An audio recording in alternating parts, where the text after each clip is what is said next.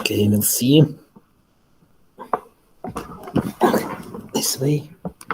Okay. Okay.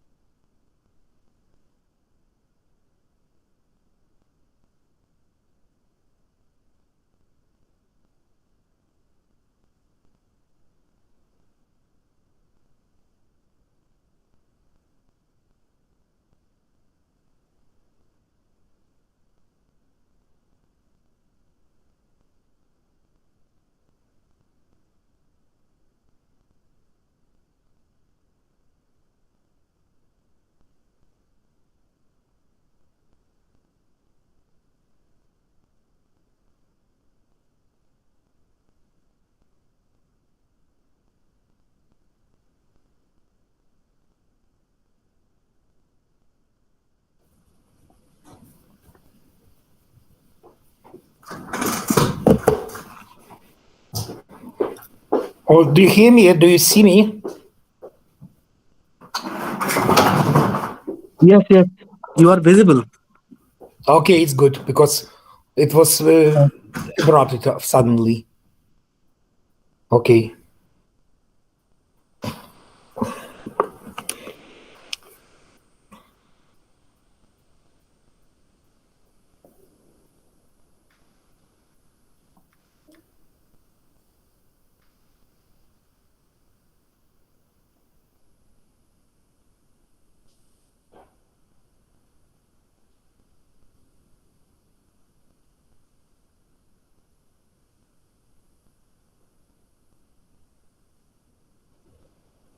I'd like just to spell rightly Swaran Singh, yeah? Professor Swaran Singh?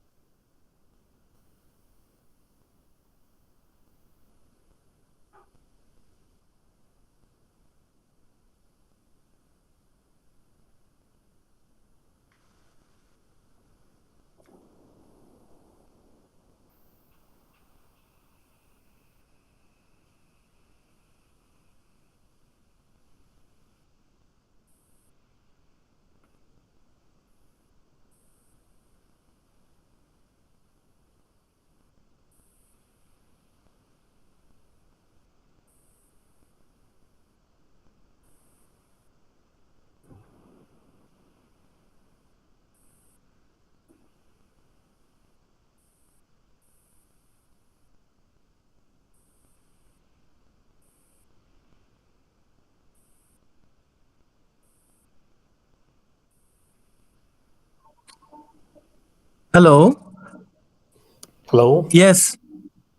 It is Swaran Singh. Okay, just not misspell.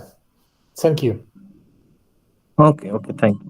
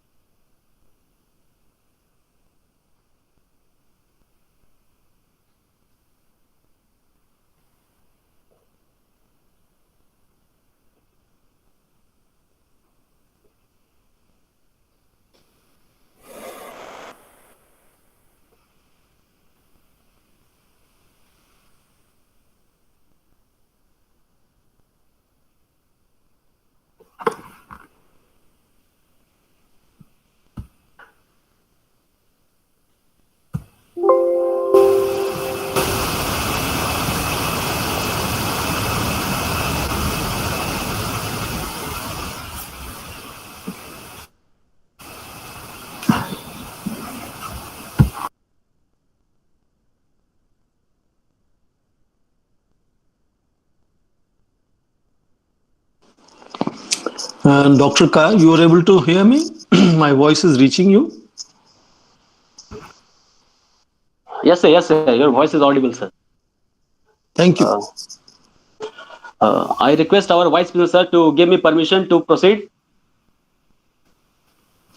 Yes, Sir, yes. may okay, Yes, thank you, sir. Okay, thank you, sir. Uh, good evening, everyone, and good afternoon to our friends from Ukraine. I, Prashant Kumar Sharma, an assistant professor at the Department of Political Science, Bidhan Chandra College, affiliated to the University of Calcutta, and on behalf of the department, warmly welcome you all to this international webinar entitled Russia-Ukraine War: The Roads Ahead. This program has been organized by the Department of Political Science in association with Internal Quality Assurance Cell IQSC of our institution. We have got with us Professor Swaran Singh and Professor Anatoly Kruglasov as the distinguished resource person for our international webinar. It is my honor to introduce these two distinguished resource persons. Professor Swaran Singh is the chair and professor at the Center for International Politics, Organization and Disarmament at the School of International Studies, Jawaharlal Nehru University, New Delhi. He is also the president of the Association of Asia Scholars. He is visiting professor at the China West Normal University, Research Institute of Indian Ocean Economics, Kunming. He is the adjunct senior fellow at the Charhar Institute, Beijing, and Institute of National Security Studies, Sri Lanka, and Jinjiang College at the Sichuan University, China. He is also a member of the governing body Society of Indian Ocean Studies, New Delhi. Professor Singh has supervised 35 PhD scholars and more than 50 MPhil degrees. He also sits on various selection committees for faculty recruitment and on editorial boards of various reputed journals. Now, let me introduce Professor Anatoly Kruglasov. Professor Anatoly Kruglasov is a political scientist and historian. Professor Anatolio heads the Department of Political Science and Public Administration at the Yuri Fedkovich National University, Chernivtsi, Ukraine. He is also the director of its Research Institute of European Integration and Regional Studies. His research interests include European integration, post-Soviet political developments, political regionalism, and ethnopolitics, political history, and the history of political thought. Outside Ukraine, Dr. Kruglasov was twice a visiting S.R. Tompkins professor at the University of Alberta and also taught at the Jagiellonian University, Poland, and the European Humanities University, Lithuania. So I welcome you all to this program. May I now request to our head of the institution, Dr. Ramesh Kaur, Vice Principal, sir, to deliver a formal welcome address. Sir, now it's over to you. Thank you, Prashant. Good evening, everybody. Respected, distinguished resource persons, honorable dignitaries, dear colleagues, research scholars, and affectionate students. It is really a great pleasure and privilege to be present in the international webinar organized by the Department of Political Science. Being the head of the institute, I must congratulate the teachers of the Department of Political Science, especially the HOD, Professor Devdas De, and convener, Professor Prashant Kumar Sharma, as they have taken initiative to organize the international webinar. First of all, I, on behalf of Institute, must welcome the respected research person, Professor Saran Singh, Professor of Center for International Politics, Organization of Development of School of International Studies, JNU, New Delhi, and Professor Anatoly Kruglasov, Head, Department of Political Science and Public Administration, Ukraine. I would be immensely grateful as they have responded to our invitation despite their busy schedule. I convey my best wishes to our governing body president, Dr. Sudip Thorai, and all governing body members for moral support to organize the international webinars.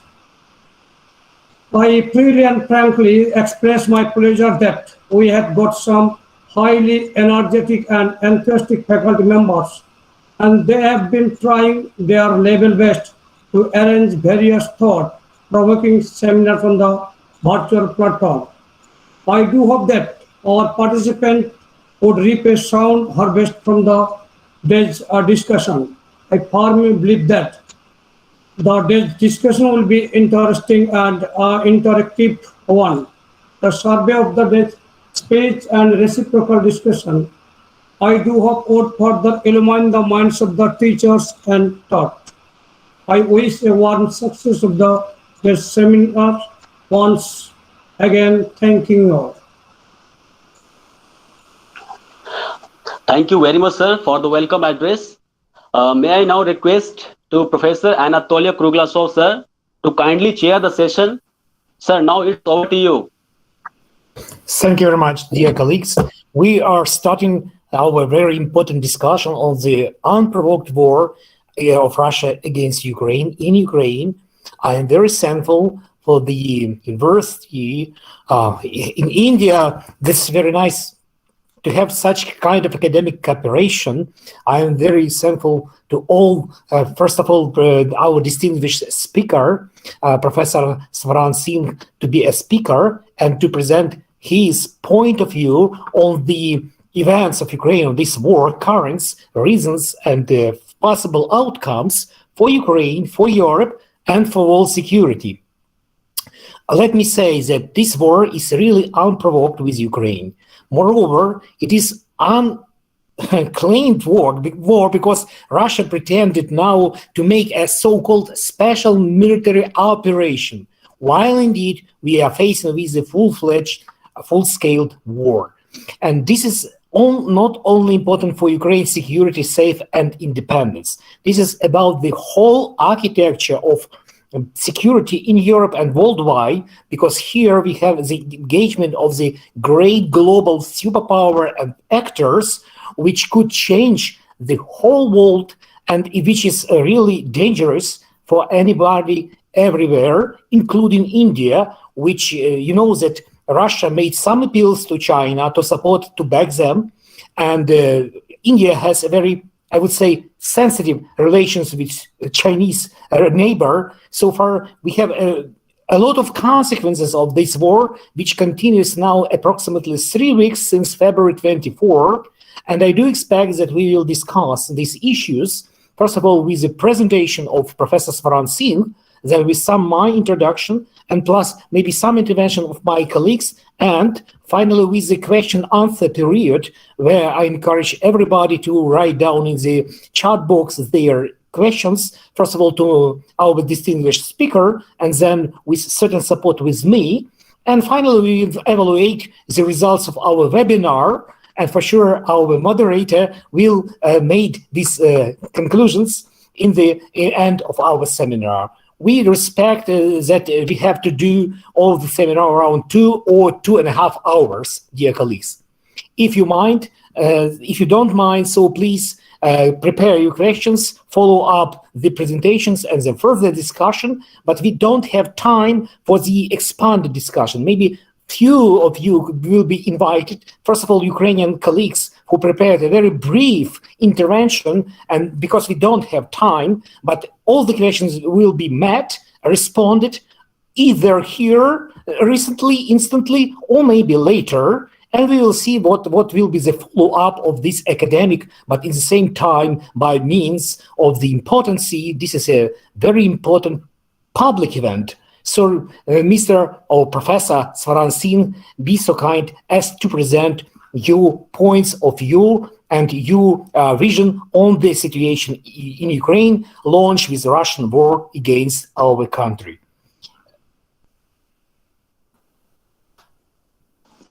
Thank you, Chair, Professor Kublashov. I'm also delighted to see among participants here Professor Horga from Romanian University. He's a professor of international relations.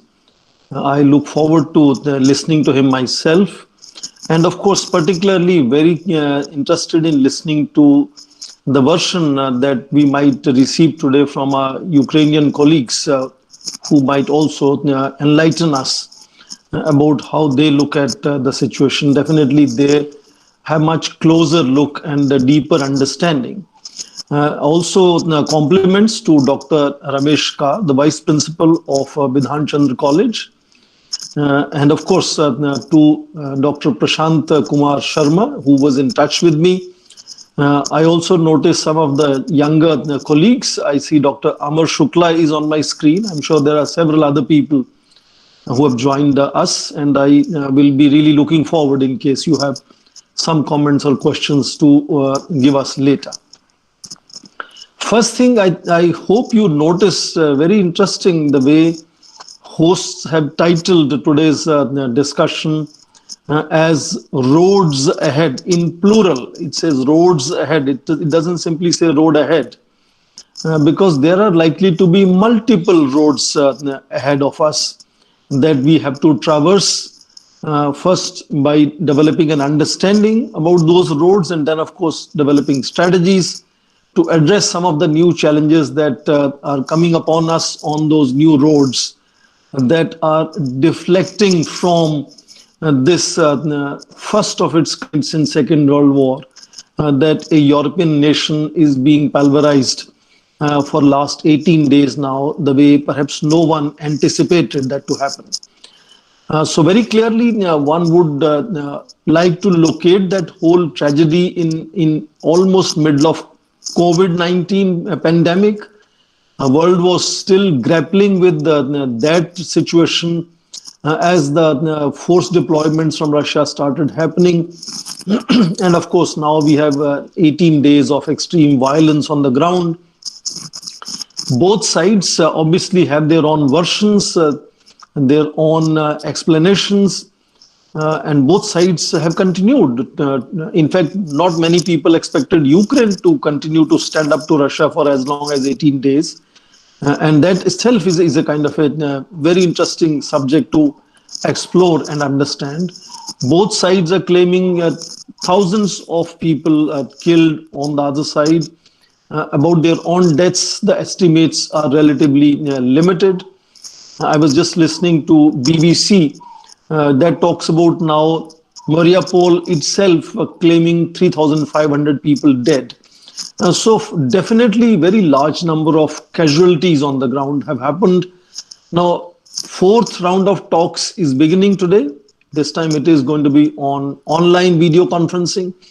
And I think whole world, including the direct stakeholders in that conflict, are looking forward to cessation of violence, to some kind of ceasefire, and of course, stabilizing of the situation. So basically, I think the world is now beginning to talk about what could be the exit strategy, where both President Zelensky and President Putin can find it acceptable to halt this onslaught where common people are really suffering on the ground. I'm also surprised that the West continues to talk about sanctions, severe sanctions, unbearable sanctions, but sanctions, nevertheless, I call them symbolic, largely long term. They don't immediately impact the punch on the ground as the parties are fighting. And the West has appeared to be divided house in terms of sanctions, and sanctions even earlier have not been very effective. So expecting that using sanctions, they will financially exhaust President Putin one day to consider cessation of this violence is perhaps little ambitious in that sense. And therefore, what is happening in terms of alternative academic discussions is how short of war it is impacting these regimes of sanctions, regimes of nuclear deterrence, democracy itself. It's about 2 years before that President Putin had already described liberal democracy as an idea whose time has passed. He called it outdated. And in recent weeks, we have heard the same language coming from President Joe Biden, saying that democracy as a model is under stress now. There's a talk about authoritarian democracies now. So the liberal political order, which was built around the axis of democracy, itself is one major road moving ahead, which will throw up many challenges to us. Sanctions regimes, again, are going to throw up many challenges because how nations learn to skirt sanctions, how nations begin to bring down the prices of their exports. Russia is offering to sell cheap oil to India, for example. But also most interesting, the robustness of deterrence and illusion or mention of putting their nuclear forces on high alert is seen directly making United States and NATO very reluctant, almost repeatedly trying to explain to President Putin that NATO forces will not be intervening at all. So that kind of nuclear deterrence showing efficacy again would impact this whole road forward of how to manage nuclear proliferation. Because you will see that even nuclear weapon states like China and UK are expanding their arsenals. Iran has stopped talking since yesterday in Europe. That conversation has come to a halt. So it's going to be a possibility that many more nations would think of developing their own independent nuclear deterrence. Nations will also begin to think of how much to rely on United States as a friend, as an ally, as a protector. But let me as an academic talk more about institution of war. One can keep talking about what is happening on the ground, and television channels are giving us minute-to-minute report. But as an academic, I see institution of war itself is transforming now. You're hearing about 20,000, and that is a Ukrainian claim, volunteers from world over are joining Ukrainian territorial army to fight Russian forces. Now, 2 days back, President Putin also claimed that 16,000 similar volunteers are joining the Russian side. Of course, they are also joining in Ukraine only. So Ukraine now has these about 36,000, so-called the figure that we have. It may be more, it may be less, of volunteers. Now, scholars from Europe would remember 18th century wars where mercenaries used to fight wars. And that era of mercenaries has come back since the first Persian Gulf War of 1991. You would remember that more than 100,000 private security companies, soldiers were used in Iraq and then in Afghanistan. So mercenaries becoming, whereas academics used to talk about technology taking over war from humans, we are noticing here mercenaries human mercenaries taking over, war from national soldiers. And these soldiers are, given free citizenship, as President Zelensky has offered, and they are going to impact the social fabric of Ukraine definitely. So how does it impact on the very institution of war, which has been the ultimate instrument of state sovereignty, which underlines how international system has lived for last 350 years. Second, I think, is equally closely related of citizenship. India, for example, has made an enormous effort to bring back 20,000 of its citizens safely back home. And credit to a great extent goes to Ukrainian and to some extent Russian forces to allow those humanitarian corridors, to allow those time zones where people could be taken out of these difficult situations. But refugees are also throwing up enormous amount of new challenges. There's a whole debate of distinctions between white, brown, yellow, and black refugees. They are getting different treatment sometimes. Obviously, unlike refugees coming from Syria, I can understand that EU has been much more active and enthusiastic about dealing with the refugees coming out of Ukraine. I am told about 2.5 million Ukrainians have already left the country. For those of us who are not familiar, it's a small country of about 41 million people. And in that sense, people from India should understand it's not a billion plus country, it's a small country. And if you have 2.5 million people walking out of that country, it's a very important part of that population. And what is interesting here is the reception that they are getting. European Union on 7th of March, for example, invoked what they call temporary protection directives, where they are allowing Ukrainian citizens long-term entry into European Union member states. It's very different way of approaching issues of refugees than how Europe has dealt with other refugees. And they can make their own decisions. India also makes its own decisions whenever issue of refugees comes. But unlike refugees that we have seen flowing from other countries in difficult times, Ukrainian refugees are unique because under emergency, Ukraine has decided that all men between 16 to 60 will stay back home and protect national honor. Perfectly fine.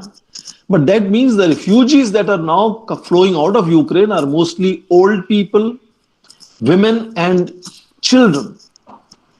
And then, of course, also those browns and blacks and yellows who are also living in Ukraine, they are also flowing out of Ukraine. So very different kind of refugee population is flowing out.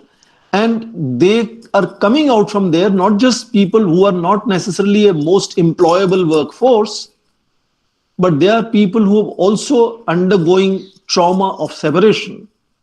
Children are losing on education. Even if EU is making efforts, the language is different, the education curriculum is different, a whole lot of initial financial help is sometimes given, but will that help survive how long? Will that EU enthusiasm stay that long? In fact, Russia also is talking about, its own refugees. All the critiques, anti-war people in Russia are also moving out of Russia. So they have their own set of people who are leaving. And in that sense, one is also hearing that Putin has dismissed about 8 of his generals for war losses. So Putin's population is also undergoing certain kind of an experience. But are they going to be welcome refugees? That is something we need to see very clearly. Meanwhile, the other road, which is perhaps more complex and difficult to tread on and walk, is one of globalization and global markets. One is noticing enormous pressure on various currencies. It's not just the ruble which is getting devalued or depreciating. Even Indian rupee is depreciating. Many other countries' markets are getting impacted and their currencies are getting impacted. And the most noticeable has been the rise in prices of oil. On 1st of December, about $70 per gallon and now reaching almost $150 dollars per gallon Brent crude oil is what we normally refer to measure the pricing of oil. Then, of course, there are other commodities, gold, nickel, wheat. Ukraine and Russia are major suppliers of wheat around the world. I think about 30% of the total wheat of the world is produced in these two countries. And then, of course, some things which are extremely valuable and relevant, but not in bulk. But when you talk about the share that Ukraine and Russia have in those critical materials, for example, Russia produces half of world's total palladium. Ukraine produces about 2/3 of world's neon. These are important inputs to create microchips. Some of you would remember during pandemic itself, the microchip production had come under enormous stress. And the immediately affected industry in a major way was the automobile industry. See, you produce and use chips in all technical gadgets that we use today. And if this production gets affected, you can see that critical technology world, particularly in consumer items, will get affected. Industry becomes more visible to be impacted upon, but there are others. Even international trade, the container cost, the container's fee, I'm told, has gone up in some cases up to 10 times. So once you have oil doubling up its cost, that adds to transportation cost of everything else. So nations who are busy, for example, like India, to focus on infrastructure building, 20% of infrastructure building is spent often on transportation. And you can imagine the precious capital of many countries is going to now go into infrastructure building, procurement of energy, procurement of wheat in many cases, procurement of other commodities. And what it means is that softer sectors like climate change, social welfare is going to be impacted across the world. And therefore, most nations are going to look inwards. And this era of protectionism that had started in West from 2008 onwards may actually expand because people's household purchasing capabilities are going down because of currency devaluations. And therefore, you can notice that economic growth rates, inflation will be there. These are going to be impacting international market in a major fashion. And India is going to be definitely impacted also. Many of these things are going to be really dearer to India. So fundamentally, there are immediate issues, then there are midterm issues, and then there are long-term issues. Let me quickly, in last 2 minutes or 3 minutes, come back to immediate issues. I think the immediate issue, as everyone understands, is to focus on not roads, but one road. When we say road ahead, we normally mean road which provides a solution to immediate crisis. And the road which we need to first focus is the road for peace, for stability, for cessation of violence. And that is what India has been constantly pursuing. India has constantly focused on steering clear from taking sides with any side of the military divide. We are not with Russia, we are not with the United States. We were focusing on humanitarian impact. So, for example, in India's neighborhood, India is supplying humanitarian assistance to Afghanistan without putting the precondition that Taliban must first agree on the benchmarks that India and other international community has placed. Many Western countries are still insisting that they should have inclusive government, do other things, etc., etc. But India makes that distinction, likewise in case of Ukraine. Not that India is clearly standing with Ukraine or with Russia, but India stands with people on the ground. And India has started providing Ukraine humanitarian assistance. Second step that India believes should happen on the ground is India's Prime Minister has spoken several times to both President Putin and President Zelensky, asking them to have a direct conversation. But India has also been in touch with all the neighboring countries. In fact, 4 of India's senior ministers were posted briefly in neighboring countries of Ukraine to, of course, facilitate Indian citizens coming out of Ukraine, but also generate certain kind of possibilities where directly there could be a conversation between President Putin and President Zelensky, and they could come to some kind of a term of at least cessation of violence on the ground. That is not serving either Russia or Ukraine. People are dying as we speak. So India is trying to push that kind of possibility. And there are many nations. For example, you have Qatar. Qatari foreign minister is today meeting Putin. And likewise, many other countries, Israel, China, UAE, have looked upon themselves as countries that could mediate. And likewise, I personally think India is a country that can definitely mediate between President Putin and President Zelensky, because India has kind of maintained that very proactive neutrality by abstaining in Security Council thrice and in General Assembly once, but standing with people of Ukraine in that sense. Because even at a stage when President Putin's officials were telling India that Indian students were held hostage by Ukrainians, India openly said that's not possible. Of course, Moscow didn't like that. Moscow also doesn't like India providing humanitarian assistance. But India is not clearly on either side of the divide. India is basically trying to say people on the ground need to receive some relief and some kind of peace on the ground. And in that direction, India is focusing. And in that sense, I think even if there are many roads which will deliver us lessons, which will lead us into different directions in the future, as I mentioned, the institution of war is getting redefined, and Ukraine's violence is contributing to that redefinition of war. It is redefining deterrence. It is redefining sanctions regime. It is redefining democracy in many ways. And many such institutions will have to be revisited. But first thing, of course, we need to bring violence to end there, find some kind of solution. So far, President Zelensky has offered almost everything that he could. Starting from Munich Security Conference, he has said, I'm willing to meet President Putin anytime, anywhere. He's also been saying that, he's even willing to talk about neutrality as far as NATO is concerned. He's even said that, we could also talk about Donetsk and Luhansk regions. President Putin definitely is not looking for these things. He's looking for something more. And he had put up a draft treaty, if you remember, in the very beginning, where he's wanting written security guarantees. And NATO and United States fully understand that this violence can come to halt only if there is some kind of at least beginning of conversation by United States, by NATO, with Putin, with President Putin, so that we can provide him some kind of a face saver. See, how does President Putin put this violence to an end and goes back home? Saying what? What is his takeaway? So he would need a face saving. And that face saving may not come from President Zelensky in that sense.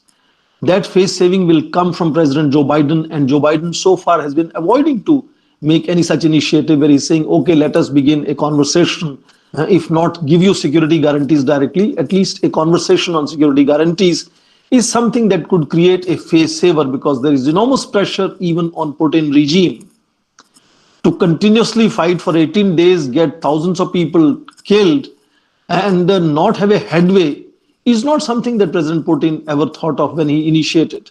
Of course, most wars, as you all understand, are not fully understood as wars begin. You look at First World War, Second World War. If leaders knew that these will last for 6 years and will become world wars, they will never do those things. So obviously there was lack of correct assessment on side of Moscow and its initiated war without realizing how it will go forward. And it has limitations in escalating. Russia cannot escalate it in such a way that NATO is forced to intervene. So what is happening now is that for almost 16 days, staying east of the Dnipro River, President Putin is for the first time now hitting targets in the west of Ukraine to create further pressure on NATO, to begin conversation, begin talks on security guarantees, so that he can have a face saver and go home and say, see, finally they are beginning to talk to me on security guarantees.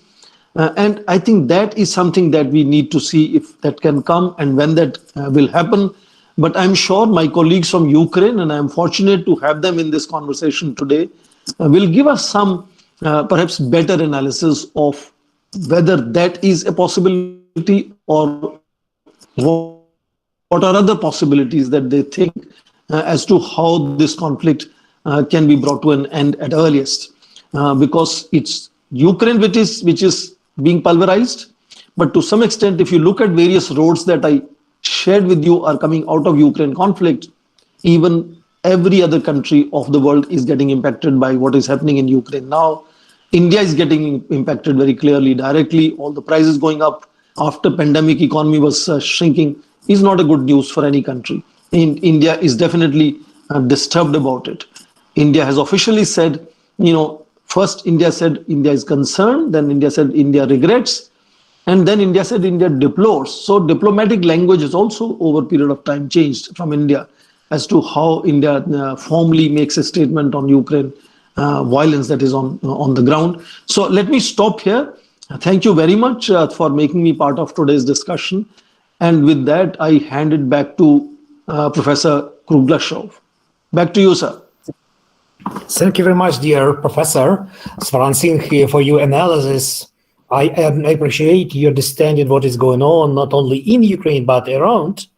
And for sure, I understand the position of India, which is in a very, so to say, delicate position amidst the geopolitical actors and the inspirations and so far.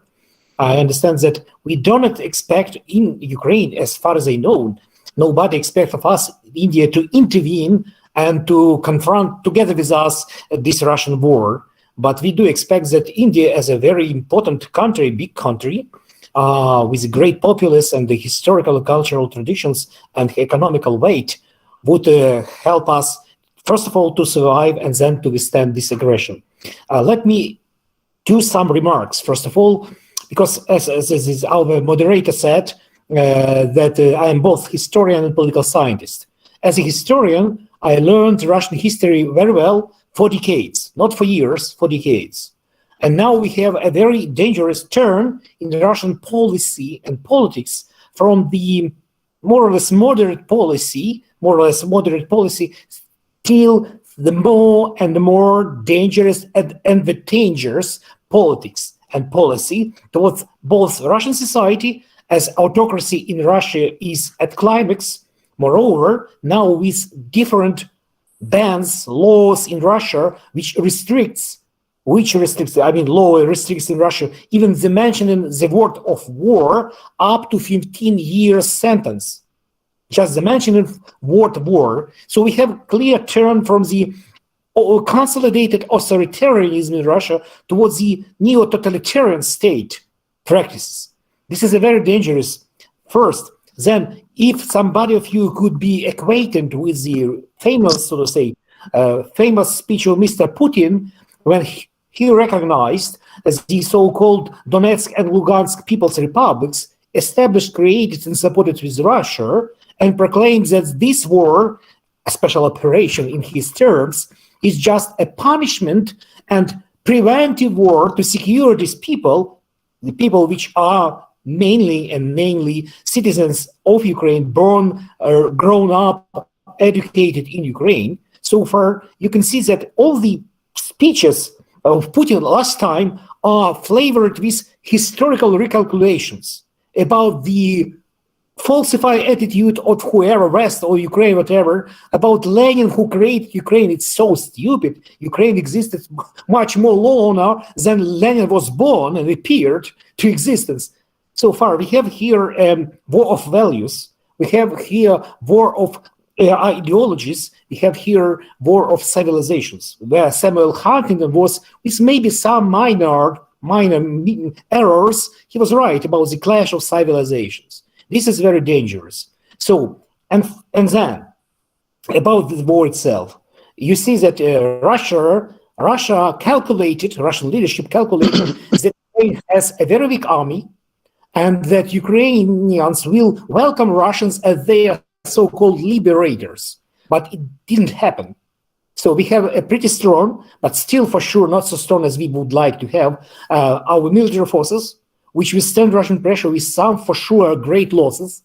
We have a lot of casualties amid civilians. Look at the case of Mariupol, the northeastern city of Ukraine, which is now devastated with Russian bombing, fighting and so on and so forth. So we have a real humanitarian tragedy where I agree with you completely. We have more than 2 million refugees. I mean, refugees to the EU and neighboring countries. Nothing to say about the dismissed persons from the central, eastern, southern Ukrainian regions who moved to the west of Ukraine, where is relatively safer. So we have a lot of problems with that. But of course, you are right that any war should be ended up with the peace talks and then peace deal. I agree with that. But what can we do with the negotiation? Russia put forward quite unacceptable in the beginning claims to Ukraine. First of all, the very false and absolutely vague slogan of denazification of Ukraine. Nobody could prove that Ukraine has Nazis at government and all around. For sure, we have some radicals, and that's quite questionable, but I guess that the number of them are less impressive than, for instance, in Russia.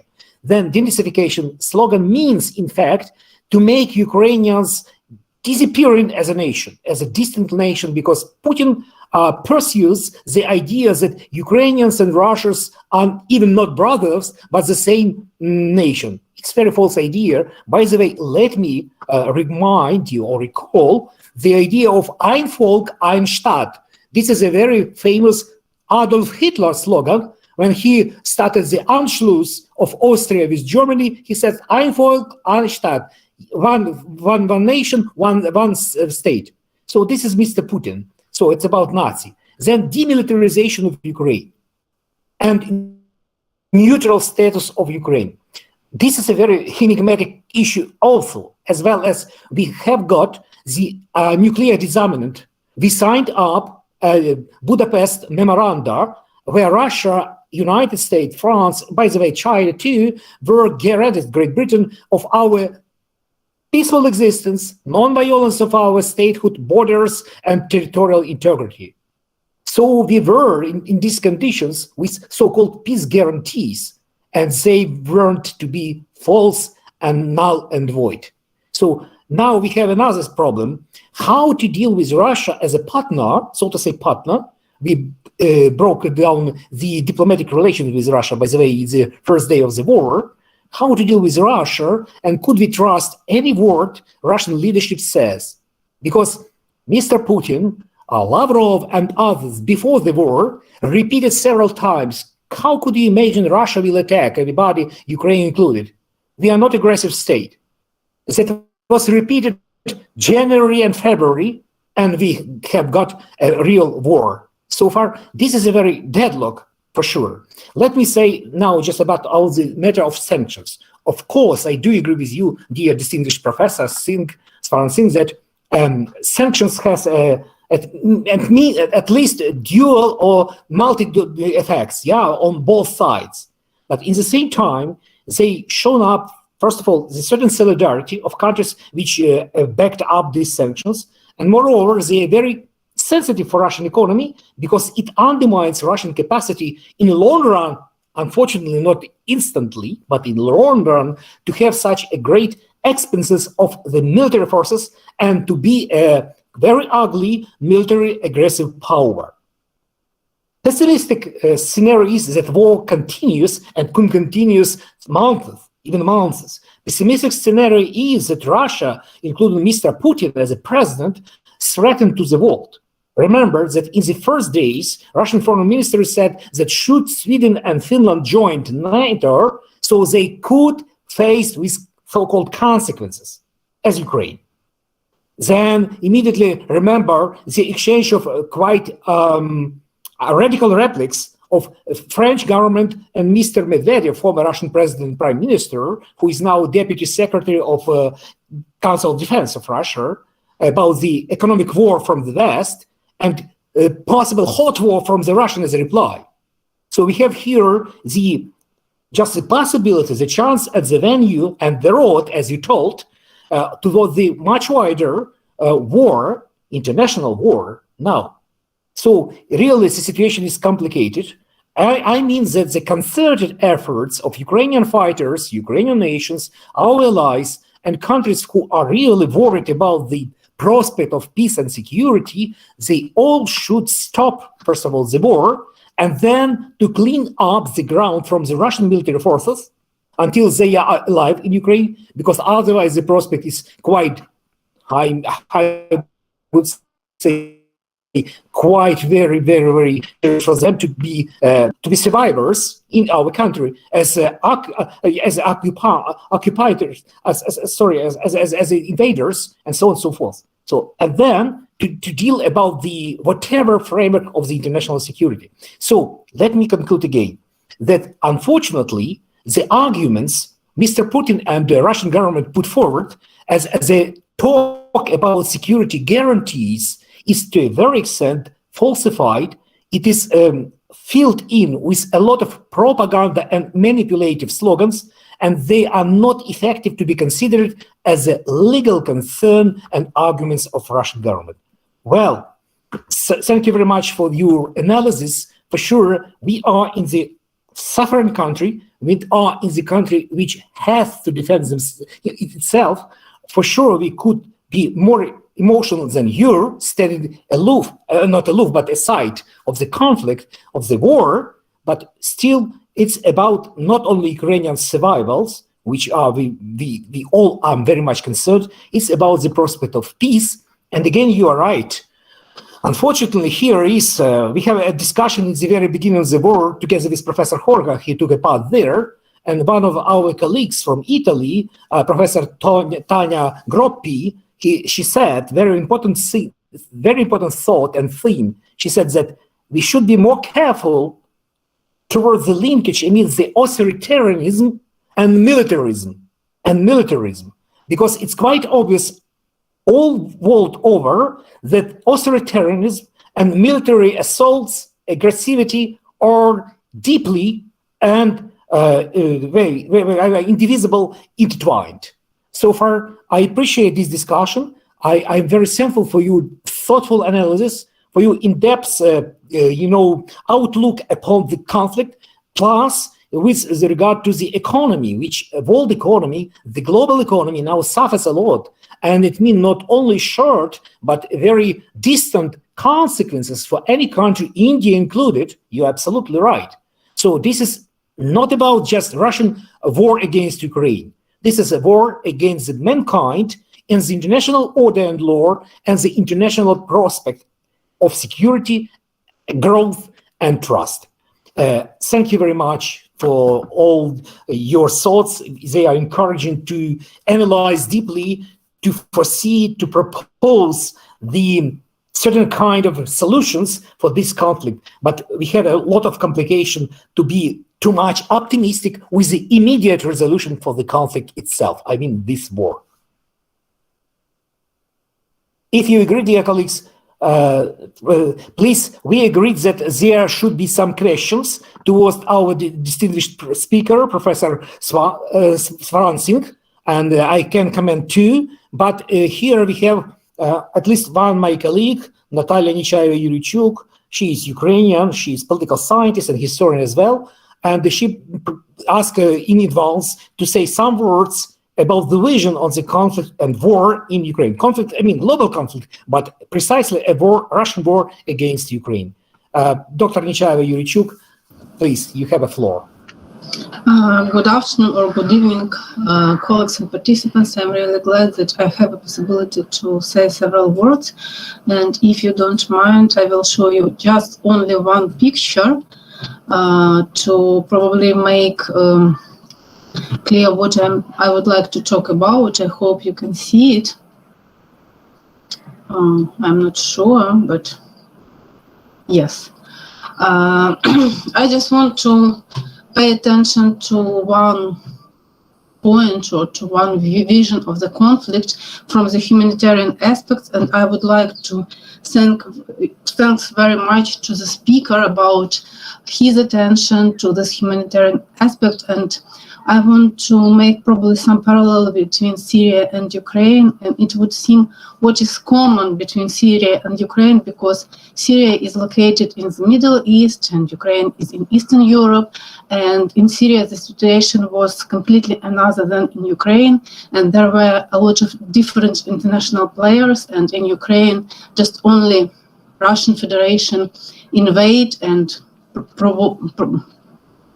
provided aggression and provides aggression till now. But to be honest, Russian Federation right now tries to reach the Syrian scenario, on my point of view, in Ukraine. So I mean powerful airstrikes that lead to the total destruction of Ukrainian settlements from Kharkiv to Mariupol and to Chernihiv. And as far as you can see on this picture, the first picture is our Mariupol in just several days ago. In the center, you can see Aleppo in 2016 and Kharkiv again in Ukraine. And you can see the picture which shows or demonstrates that the situation has a lot in common, yes, between the events which happened several years ago in Syria and right now in Ukraine. So to be honest, the tactics which is using by Russian troops in Ukraine are almost identical to those which they used in Aleppo during the Syrian war in 2016, when Russian-backed government forces completely surrounded the city, cut off the last supply line, and began a blockade. So from my point of view, and I think that's not only from my point of view, the situation is completely similar what our people in Mariupol feel today. So the city is totally destroyed, and people who are living there, they even are not able to evacuate from the city.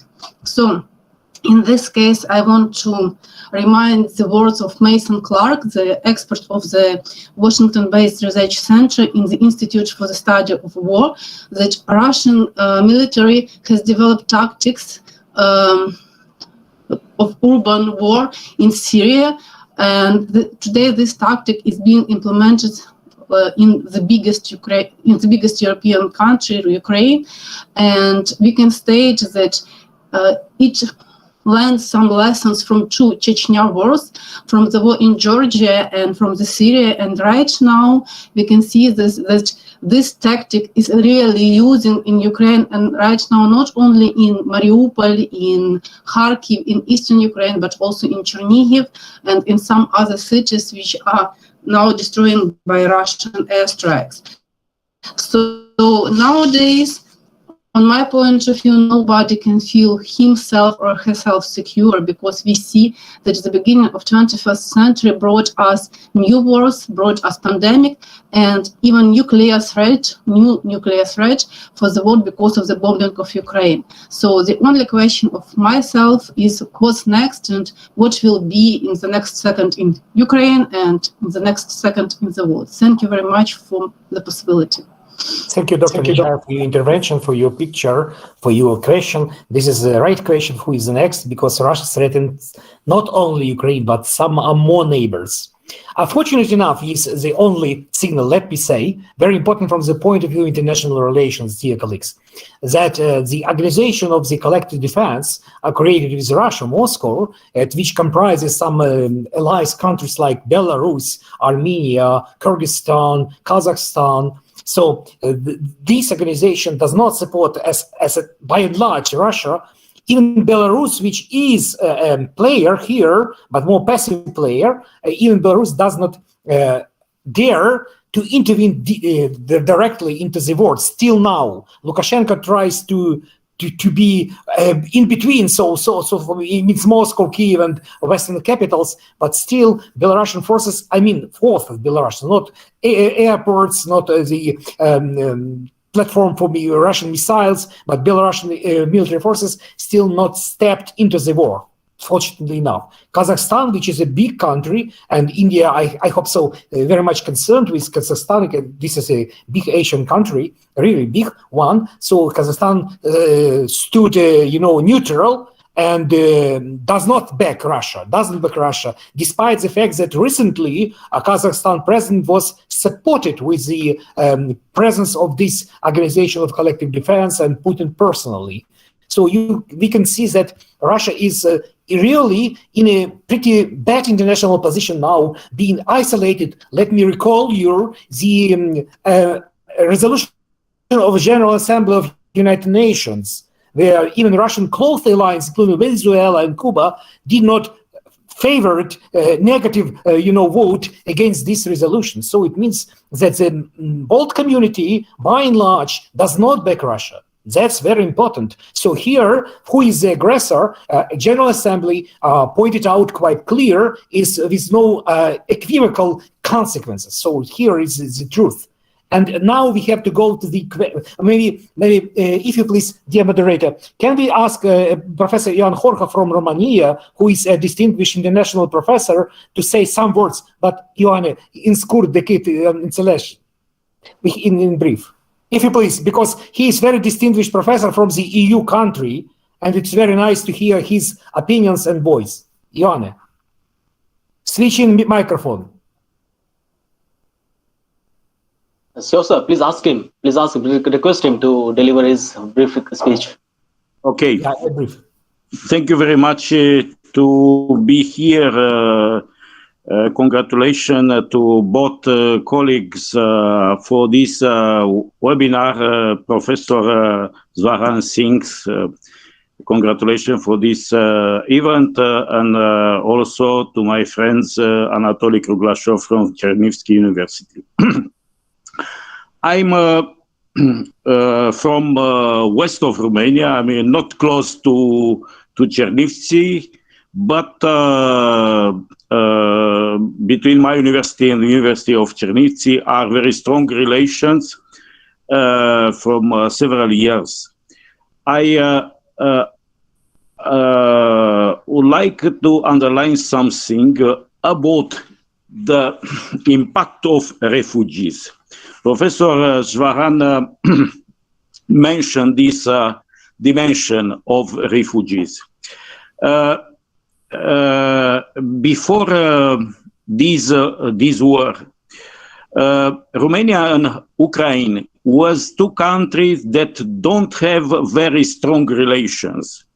They was the country, the good neighbor, but not very, very strong relations.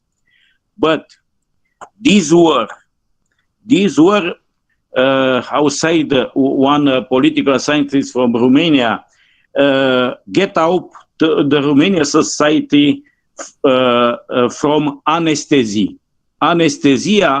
of manipulation that was introduced to all neighbor countries of Ukraine, that Ukraine is keep some territory from each country, and so on and so on. Also try to introduce this dimension that Ukrainians are just part of Russian family, but they don't have the identity. But the war and the refugees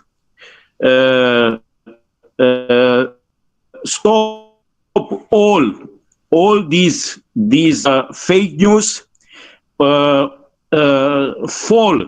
the position on one extremist party that we know was financed by Kremlin.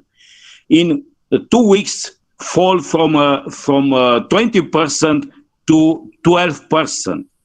But the reaction of the people from Romania to receive the refugees was amazing. Was a great dimension of solidarity. I never see that.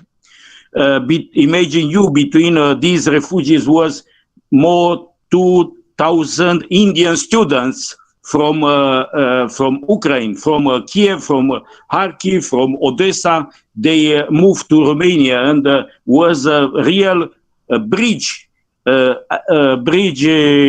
between Delhi and the other city from India to pick up the students from Bucharest and from Iași and from Suceava. But when we see this tragedy of the family with the children, with the oldest people, they come just with a small packet. They change they change the vision, the perspective of Romanian people, but also they said we must defend the Ukrainians because the Ukrainians defend us. And just in Saturday was organized a big concert to collect the money to help the Ukrainian people. But also Romania is not outside of this war by different provocation. Do you know that last week a drone they come from territory of Ukraine to Zagreb, but this morning in one village 200 kilometers far from here, one was fall a drone with a drone fabrication product in Russia. But what's happened? Step by step, we are a little bit under provocation. But this perspective, I guess, is for us emotion. I understand very well, Professor Kruglaszov, because we have several meetings with Romanian colleagues, with the Polish colleagues, with other. Last week was two meetings, but we feel the danger of the war. If we are in one NATO state, we are in one EU state, but we feel the danger, we feel a little bit the consequence of the sanction, because now the price of the oil, of the diesel, of the food start to be increased from one week to other week, because the people has afraid what's happened after. And I guess now I would like to ask Professor Zvaran one question. Do you know the plan of President Zelensky to after war is that Ukraine receive the guarantee of security from all neighbor, but from the biggest actors from international system. And India would like to be part of this system of guarantee with China, with the United States, with maybe other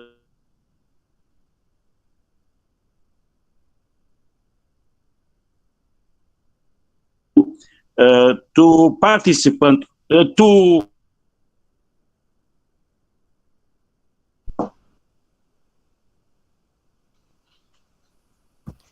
Thank you very much, Professor Horger, for you.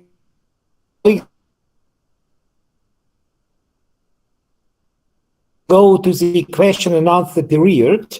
Let me put, as agreed with the esteemed organizers, co-organizers of the webinar, I will put forward some distinguished speaker, as Professor Zvaran Singh, and some to European Union and other matters, if you please. First is a question from the points of Prabir Kanti, who asked about the Second question is right to you, dear Professor Singh. Is India caught in a dilemma over interest and morality? What do you consider? Everybody of us, you and me, to reply in brief, but nonetheless precisely towards the participants. If you please. Foreign policy, understand that nations always have difficult choices to. They would, of course, like to preserve and follow norms and principles, but sometimes they have to or pragmatic and maybe sometime accommodate some of the practical. Mr. Kanti, that yes, India has increasingly become pragmatic on foreign policy. And let me just take about 30 seconds to also reply to Professor Horga, mentioning about whether India would be part of various nations to be the guarantor of security. I have no doubt the way India is engaging itself with both Russia and Ukraine and all the neighbors of Ukraine, that India would not be shy of being one of the guarantors of whatever is the security arrangement arrived at between Russia and Ukraine, because they are the party to the conflict and guarantors will be from outside. So India would be happy to contribute to creating atmospherics, creating conditions where a certain dialogue can take place between Ukraine and Russia. Now, whether it involves NATO and the United States, we don't know at this stage. But once that arrangement is more or less becoming visible, India would definitely be happy to be one of the guarantors. But you would also, let me add in 10 seconds, remember that Ukraine was world's third largest nuclear weapon power. And it gave all those assets away because it had some guarantors. It had Russia as a guarantor. And Budapest Memorandum of Security Assurances said not only nuclear threat, it said never ever any military threat or even economic coercion. So I would say even if some countries will be potentially ready to give you a guarantee, Ukraine would be very careful in looking at those assurances and guarantees, because ultimately when it comes to national security, it is for the national citizens and national leaders who ultimately have to stand up, and Putin has seen that Ukraine has stood up to protect its honor and security. So yes, brief answer, India would be happy to be one of the many guarantors. But as an academic, I also know Ukraine will have to be carefully looking at those guarantees and not really sleep over and be relaxed that now it is a secured nation. Threats could always come back again. Thank you for that question, Professor Horga. Thank you very much for your very bright explanation, especially with regard to so-called international guarantees, which Russia, so to say, provides also now again. After the collapse of the Budapest Memorandum scheme, we hardly could trust any very weak and unsustainable proposal of so-called international guarantees. I do agree with you completely, Professor. Completely. And another question is from my colleague, Dr. Nechayev-Yurichuk. I guess that it's up to you, first of all, to reply. What kind of scenario is the most appropriate for ending the war on your position? What do you think about this, Professor Singh? Thank you. If I could call her Natalia, because the rest of the name is little complicated for me. Thank you, Natalia, for your question. And I think I would give a simple academic answer to that. At this stage, all the parties concerned in the conflict, and all the parties are not just President Zelensky and President Putin, though focus is much more on them.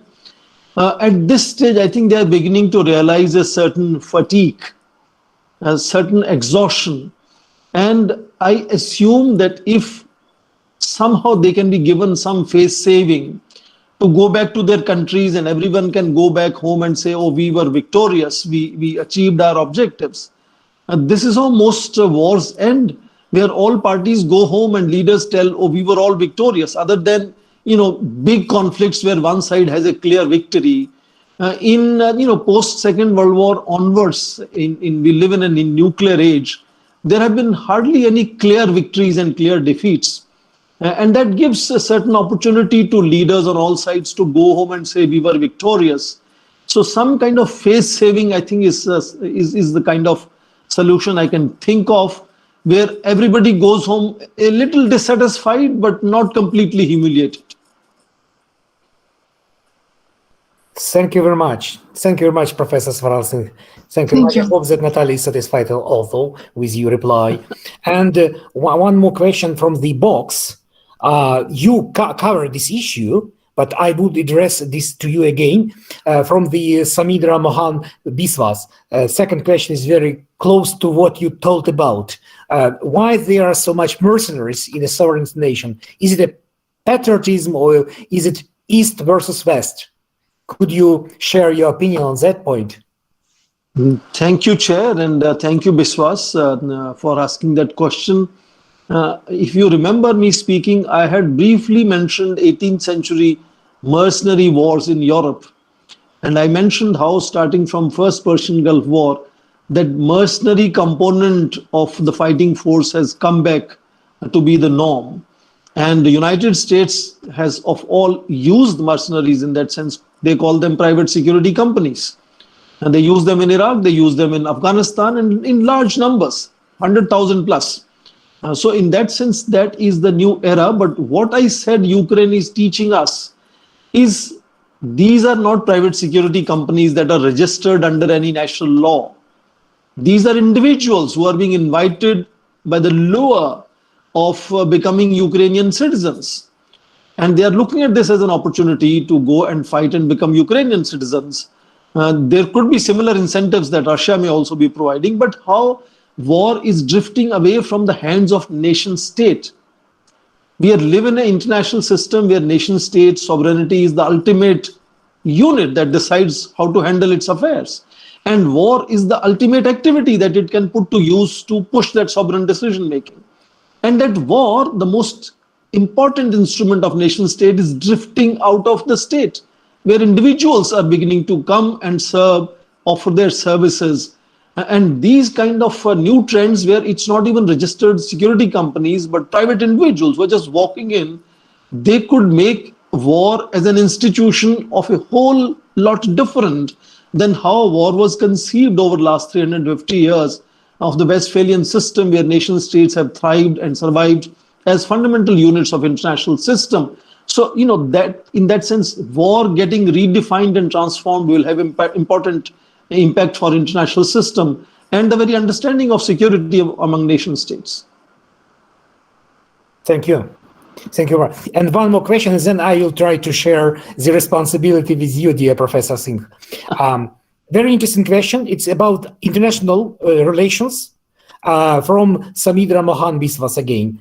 Do you think the war has opened a Pandora box of a multipolar world with new capabilities? What is your opinion? It's a very bright question. Thank you, Chair. And I think it is definitely a very bright question that talks about whether we are shifting from multilateralism to back to some kind of bilateralism or bipolarism. After collapse of Soviet Union, the world was at least trying to say that we have shifted from bipolar or multipolar, which is power-driven, to multilateralism, plurilateralism, minilateralism, which were institutional, norm and law-driven.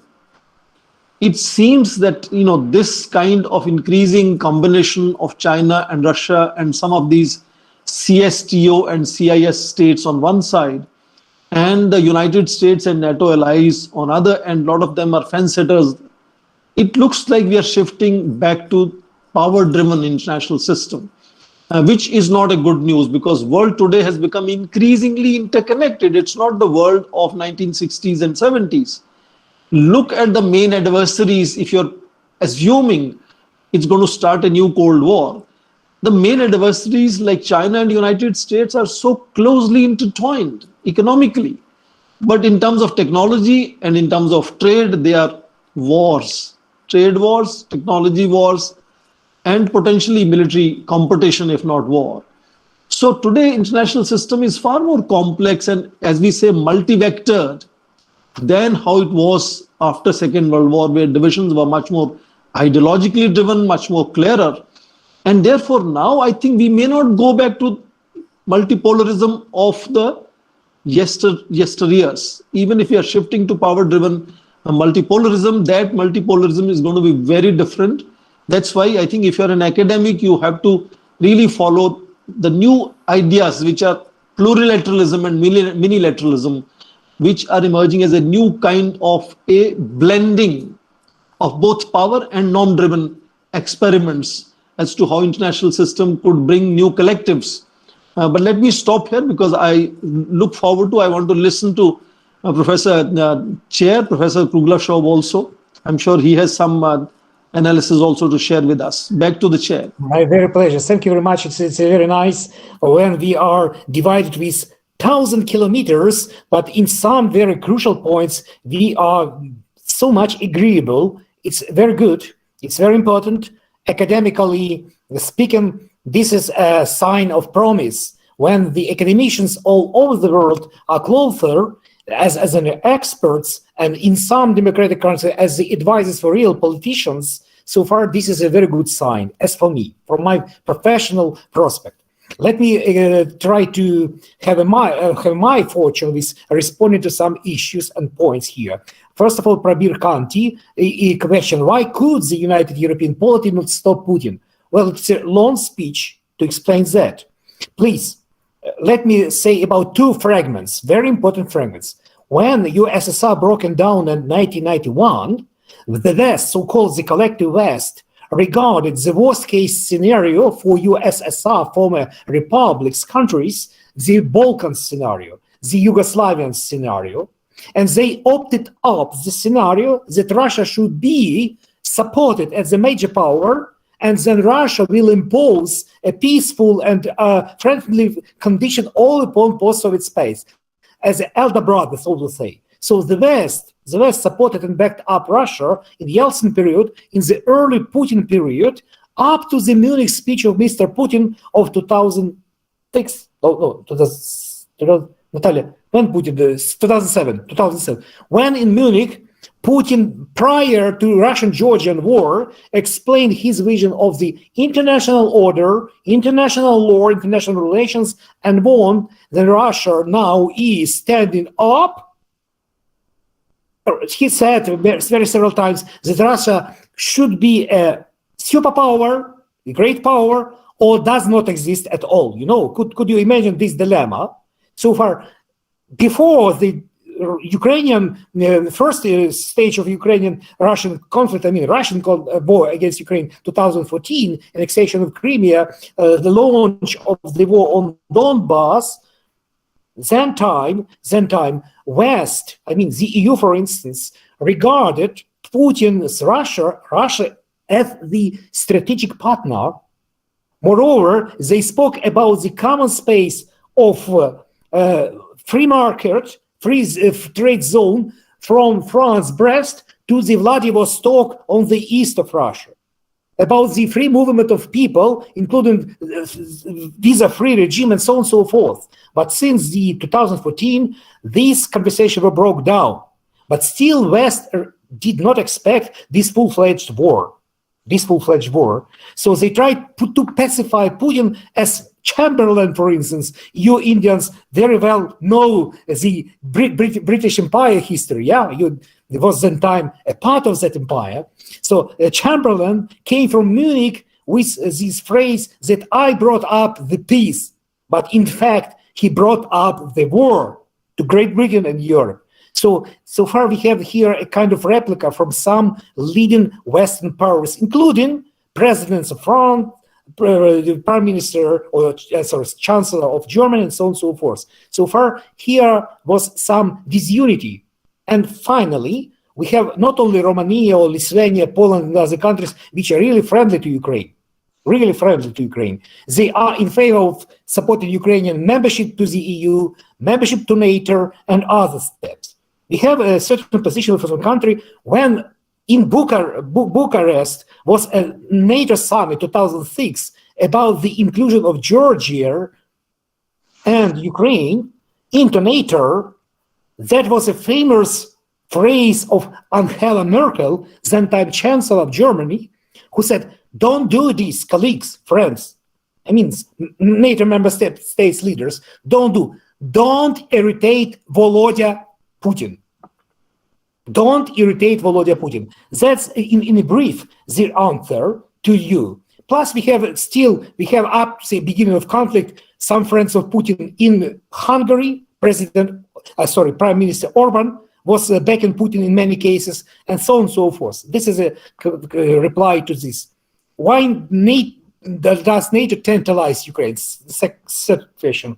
Well, I don't think that this is a right word, but this is a very problem that on the one hand, NATO said, our doors are open for Georgia and Ukraine, on the one hand.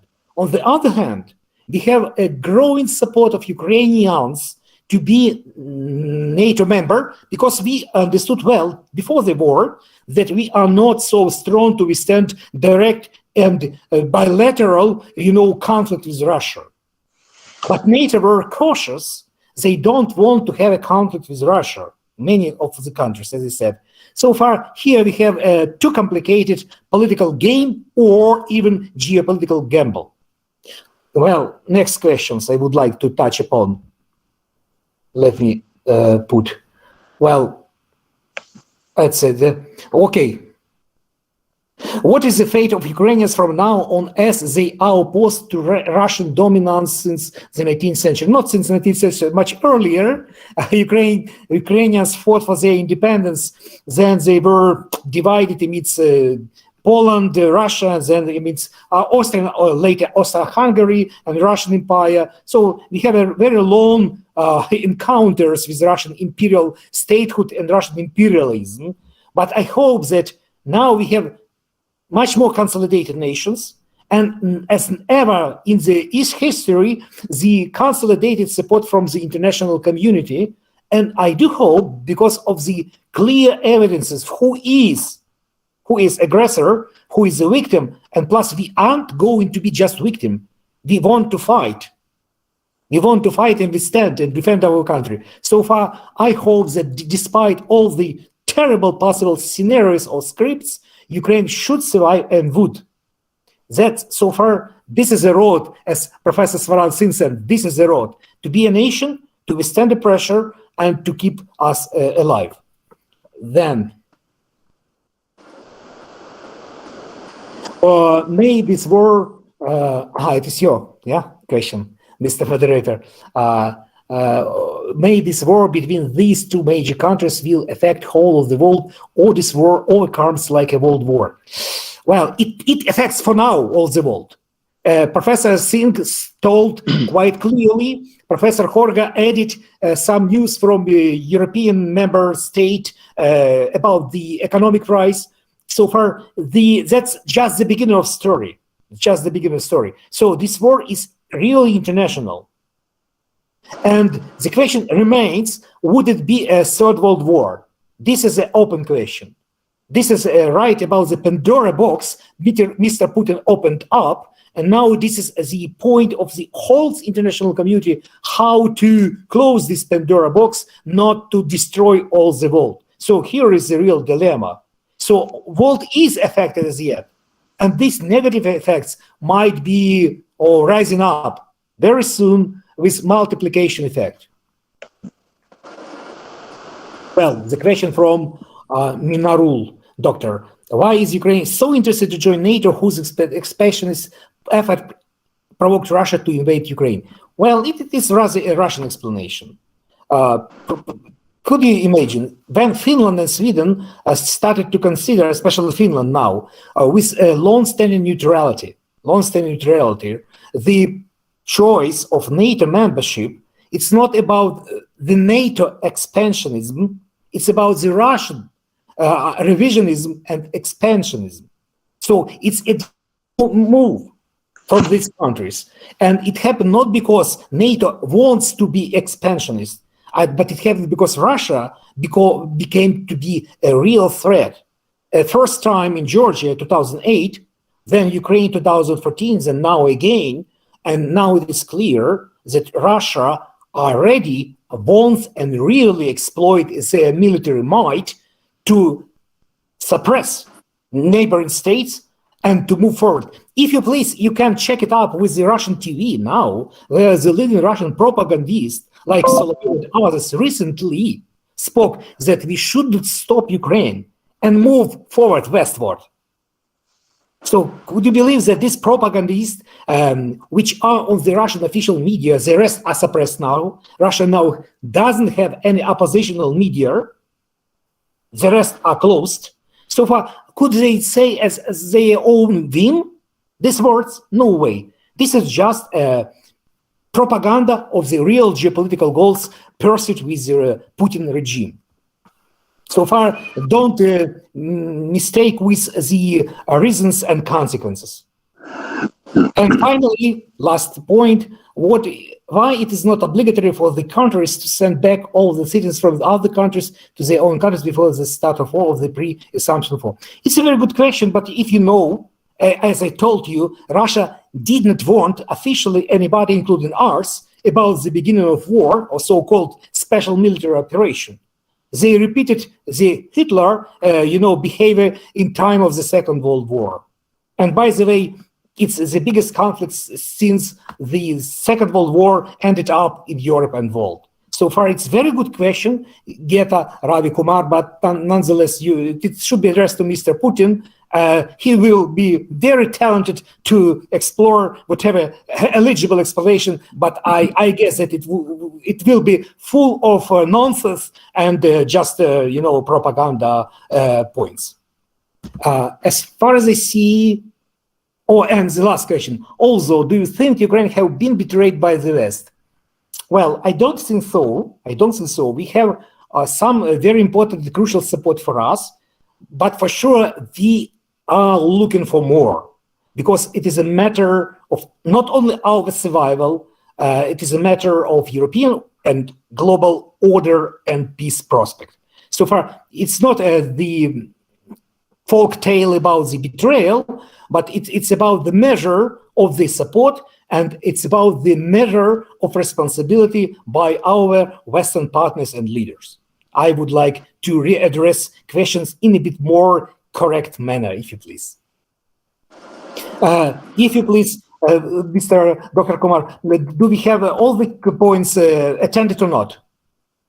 Just check up with your scrutiny the chat box.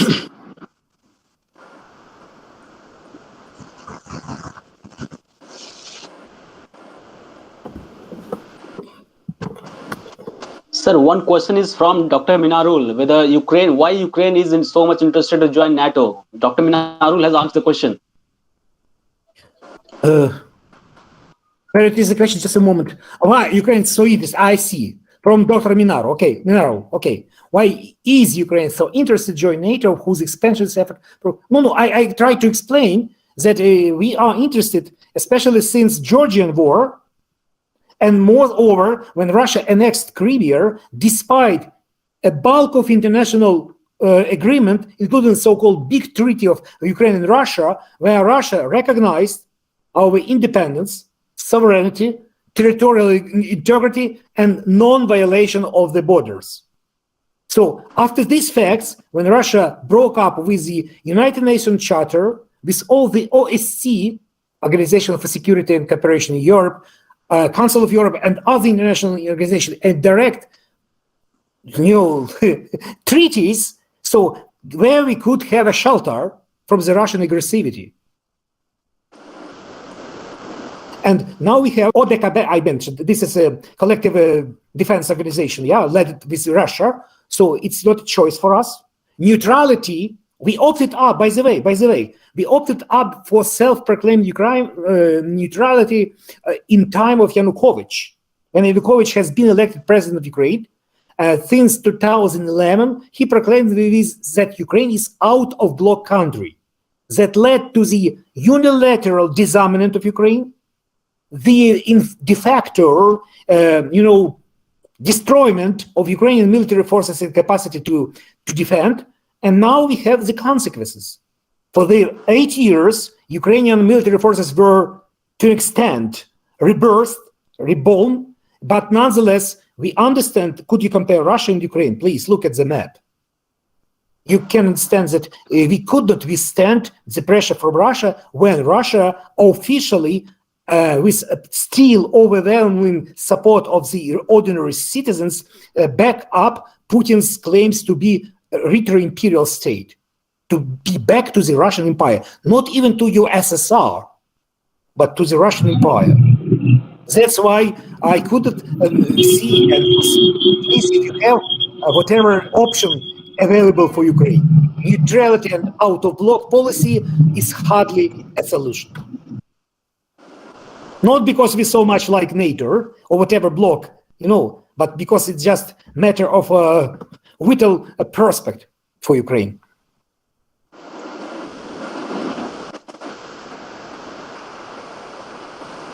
I hope so, Samir Rabahan Biswas. So, do we have more questions or not? I guess that it would be nice. I don't think. Yes, sir. It would be nice to ask Professor Saransin to make some final comments. Yeah, it would be nice. Then my final comments, and then we will back to our distinguished moderator, Professor Saransin. If you please, some your generalization and wrapping up comments. Yeah. Thank you, Professor Kruglasov, for giving me one more chance. I had heard in the beginning, Professor had said that Ukrainians are bound to be a little emotional about analyzing this reality. We understand that India has also difficult conflicts in the neighborhood, and sometimes we also are a little emotional.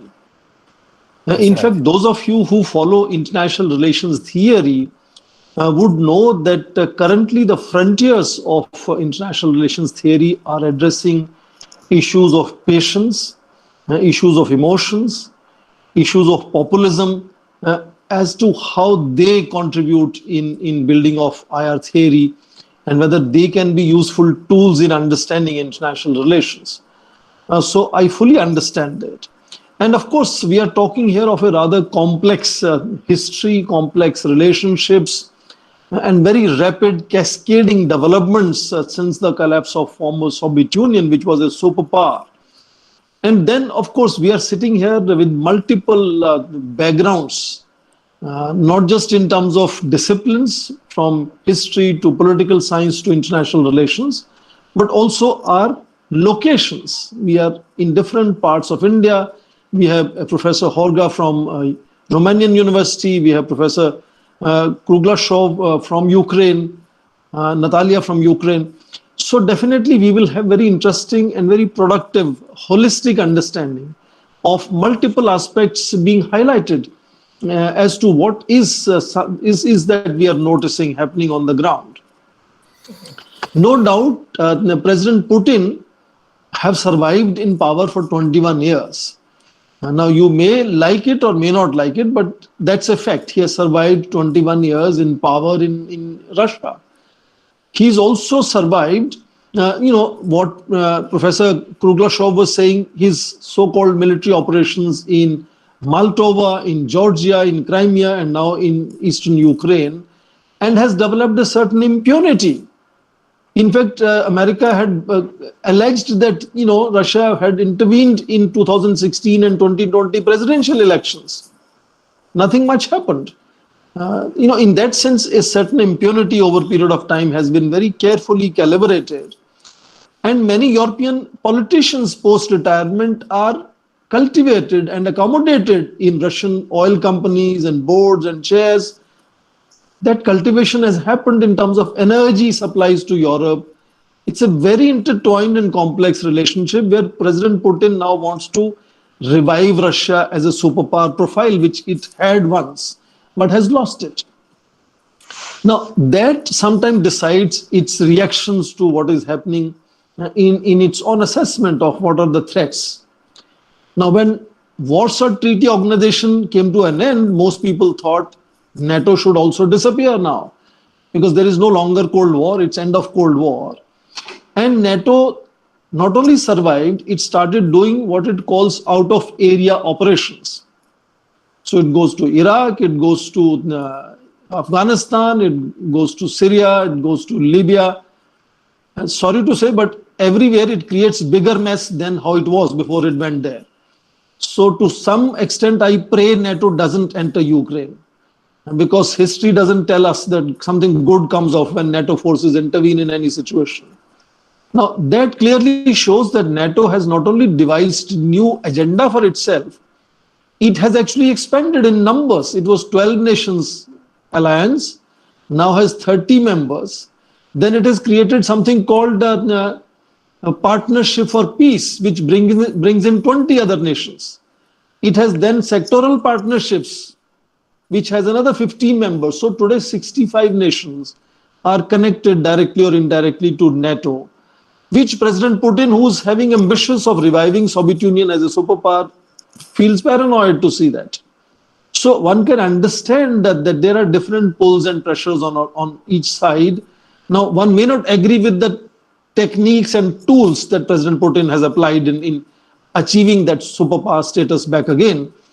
But to some extent, one also knows that the greatest strength of President Putin today is to be able to sell his energy. With all the rhetoric of sanctions, none of the Western nations are stopping buying energy from Russia. Americans took how many 16 days to take that decision, and they hardly import any oil from Russia. It's a very little quantity of oil that they import. US actually is energy surplus. It exports oil and gas. It doesn't need to import. So it's interesting to see how, what I keep underlining, we are so interconnected, intertwined today, that it's not easy to understand what is happening in Ukraine. And final point I must make here is that we are, because so closely interconnected, we are also fortunate to be able to say, in today's age, you cannot think of a nation state being swallowed by a neighboring country. That's not possible. International community will not allow that you can just eat away another state. The last example of that kind of misadventure was Iraq's invasion of Kuwait. Even today, to bifurcate and break away country is an extremely difficult enterprise. You can see that how many countries have been able to break up in last 20-25 years. Maybe South Sudan may be a good example. But otherwise, not just eating away another state is impossible today. Even breaking another state is not an easy exercise.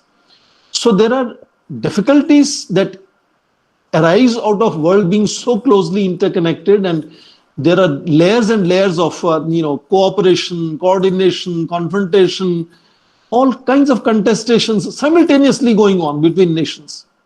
Look at any relationship.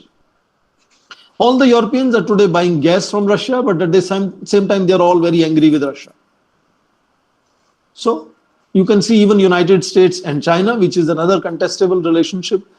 So it's a very complex relationship to be able to simplify and fix the blame. It's not easy to fix the blame today as to who is the villain of peace. It's very difficult exercise to achieve. But good part is that because we are so connected, you can also not push any country into complete alienation. You may not like a country, but you cannot push that country into complete alienation. There could be an expression of anxiety, anger, but that's all.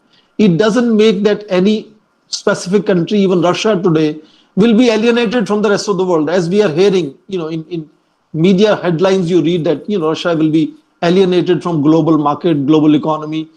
They will develop parallel systems. They will develop other alliance partners, other economic partners, and there will always be countries who are willing to become partners in such situations. India is talking of buying more and more of Russian oil because it will come at cheaper prices, and India, 90% of oil is imported. Our economy will be hit very badly with the prices going up. So if Russia can offer the discounted prices, India is one country that will take it. Even if India doesn't stand on Ukraine crisis with Moscow, India doesn't stand with them. But where we see India's interests being fulfilled, India will be able to purchase not just oil, but maybe other commodities. So in that sense, that is the challenge of international relations scholars today. that life is increasingly becoming far more intertwined, far more multi-vectored, multi-faceted. There are so many pulls and pushes that are happening at the same time that it's very difficult to be able to fix the blame and declare the villain. And therefore, we have to deal with each other depending on how we can conceive of the best kind of package deal. And that is why I keep saying repeatedly that all we should focus on is some kind of face saver for all parties involved in the conflict. Only that will bring the conflict to an end. If we assume that there will be victorious and defeated powers, we will never achieve anything, any outcome from here. Because last attempt to do that was the First World War, when they tried to declare victors and vanquished, and you saw we landed ourselves into Second World War. And Second World War saw at end of it that both enemy countries, Germany and Japan, were made partners of United States. And that is how we were able to build an international system which has survived a kind of more or less peace for last 75 years. So it's not going to be easy to declare who's the villain. We will have to deal with each other, find face savers so that everybody can go home and say, fine, I am willing to now put an end to this conflict, stop violence on the ground. So I think there's going to be complex solutions is what I'm recommending. Thank you, Chair, for asking me to make one more attempt at saying something in terms of conclusive. But I am very confident and convinced that it's not easy to conclude a very complex debate like one on Ukraine. And I think we will have to keep talking, keep discussing. And I was delighted. I was honored to see some of the very senior academics from Ukraine, and of course, Professor Holga from Romanian University was with us today, and it's a delight, it's a pleasure, and I look forward to more occasions to be able to directly listen to scholars from Ukraine. Thank you very much, and back to you, Professor. Thank you. Thank you, Professor Saran Singh, for your cautious and very deep thoughts. Of course, we have concluded, speaking more theoretically, more generally, that the world order now does not exist. The world order. The world international law doesn't work. United Nations could not perform the role of peace guarantor all over the world. So we have a deepest crisis of the international relations, which led towards these complications. Likewise, the attempt of some countries to get unilateral benefits from the situation happened with whole international community. But in the same time, we have to be aware that this kind of behavior, this kind of modeling the new situation in the world leads towards more expanding, more deeper, more wider, and more intensive wars and conflicts all over the world, ending up maybe with the Third World War. So far, we have to think how the solution could be, and we have to stop war now and most recently in the Ukraine, which is launched with Russia. For sure, there are a lot of complications, there are a lot of hardships, there are a lot of limitations for the instant war or peace deal. But nonetheless, we have to work upon, and we have to be sure who is the aggressor, who is the aggressive state, who is the state which has to defend themselves, and not to misuse these very important terms and these important positions. Well, I, as a Ukrainian scholar, I appreciate Indian position. We have a really good ties with India for several centuries, and we respect Indian peoples. You know, even in my city, there were before the war hundreds of students from India in our medical university. Nothing to say about the Ukraine by and large. So far, we are very much interested to keep up our good relations, our close economical, financial, intellectual, cultural, whatever ties. But in the same time, we have to be sure that now world and international community is in the most fragile situation as the Second World War ended up. So because even Caribbean crisis lasted days, and this war goes on, unfortunately, with a lot of victims and with unpredictable outcomes and output.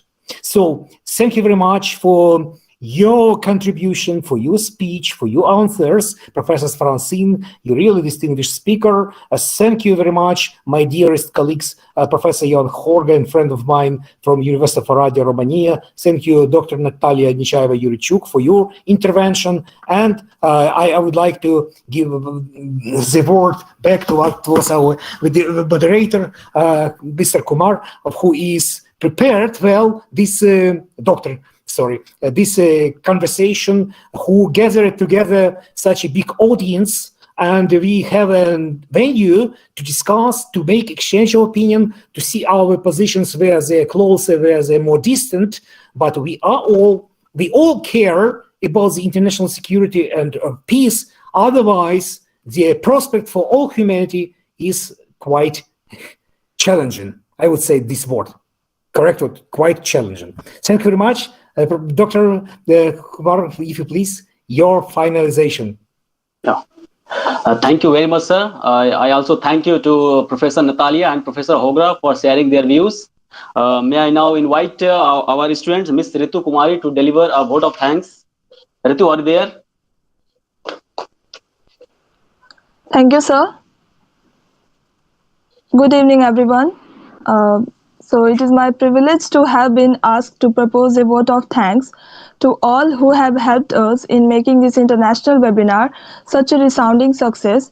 At the very outset, we would like to extend our profound thanks and gratitude to our Vice Principal, Sir, Dr. Ramesh Kar, Head of the institution, for granting his permission and providing his never-ending support and encouragement towards the successful conduct of this webinar.